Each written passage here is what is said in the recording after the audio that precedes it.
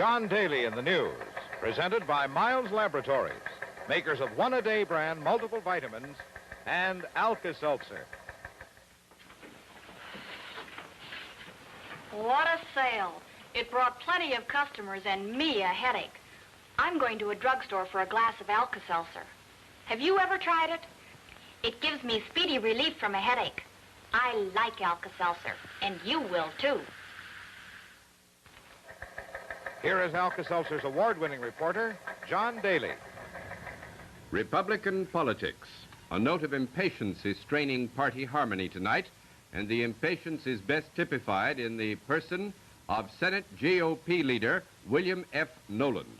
The California senator's not yet an avowed candidate for the presidency, but he gives every indication that he's not going to wait much longer for President Eisenhower to make up his mind. This puts Senator Noland in direct conflict with Republican National Chairman Leonard Hall, who says the president has plenty of time to declare whether or not he'll seek re-election. The first hint that Senator Noland was ready to declare his own candidacy if the president did not act by February 1st came yesterday. The report was widely circulated, but its source was kept a secret. In New York today, ABC's Julian Anthony and other reporters questioned Noland about it. These stories in the papers this morning were quite definite on the matter. Well, they were speculative stories, I think. I have certainly made no announcement of candidacy. Senator, since they were speculative stories, the speculation came from several different newspapers at the same time. Do you attribute that to any one source? Not necessarily so, no, but newspapers have a way of getting around. It was coincidental. Coincidental. Senator, on the subject of speculation, do you speculate that President Eisenhower will run again? No, I don't have any direct knowledge as to what the president will do. I imagine it will depend somewhat on certainly his own feelings, the advice he gets from his doctors and his families and his friends. And, however, I think that he is not unmindful of the primary dates that are coming up in January and February. You have no indication that he may already have made up his mind at this time? No, I have no personal information on it. My own judgment is that he possibly has not made up any final decision as of this time. Senator Noland also said he would support President Eisenhower, Vice President Nixon, or any Republican convention nominee. But Mr. Noland leaves little doubt that he's tired of waiting.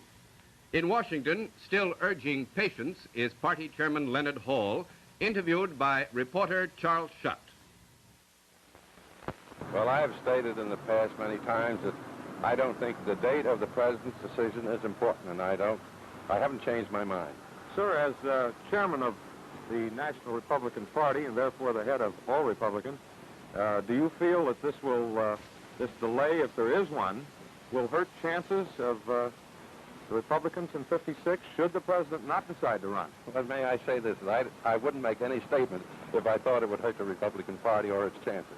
Do you have any other ideas about when such an announcement might come, sir? I can't add anything to what I've said on that. I think latter part of February, sometime in March, so on. It's not important in my opinion. Not important? That's right. Well, these other candidates, or people who, friends of candidates, are worried about the upcoming primaries, sir. And, of course, do not want to make their jump until the president makes his decision.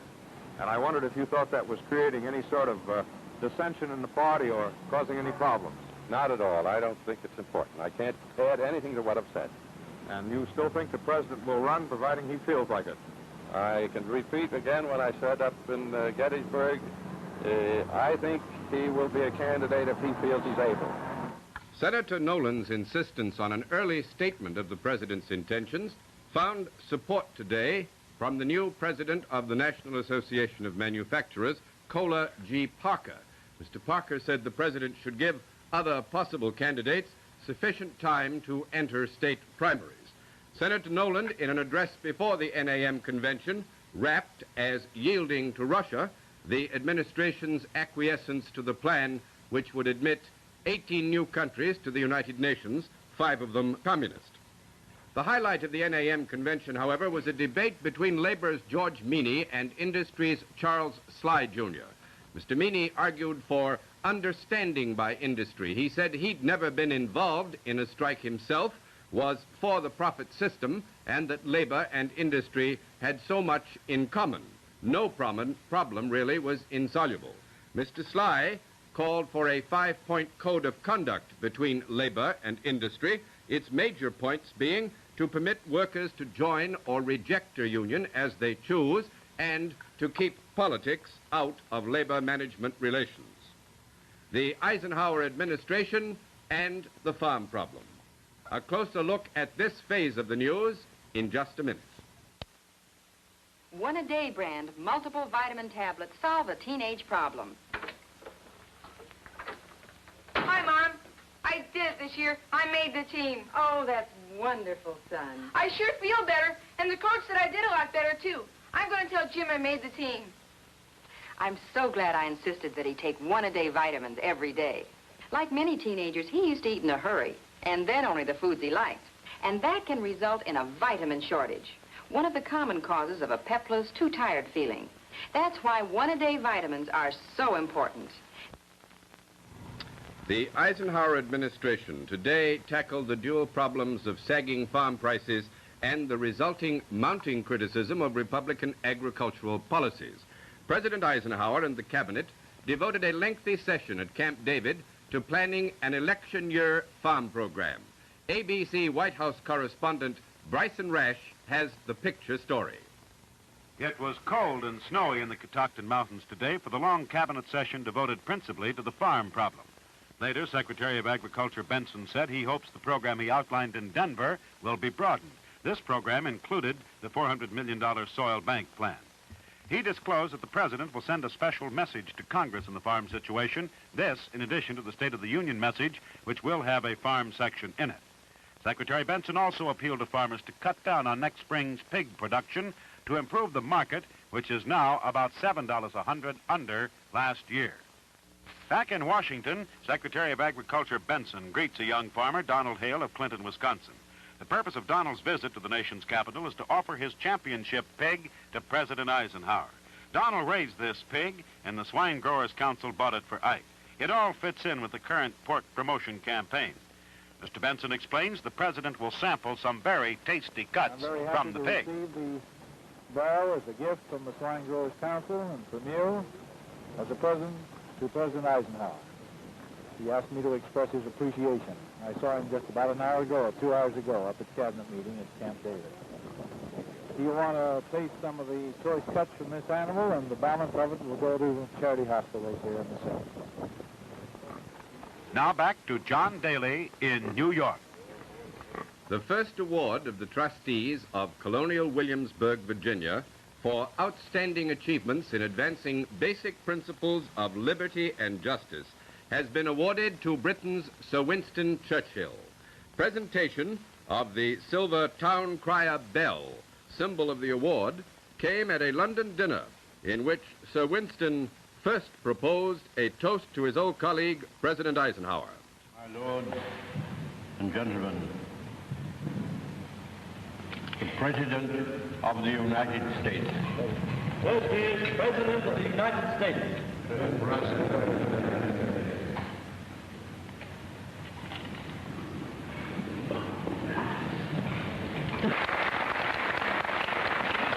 My lords, ladies, and gentlemen, you are, I beg your pardon, we leave out the ladies.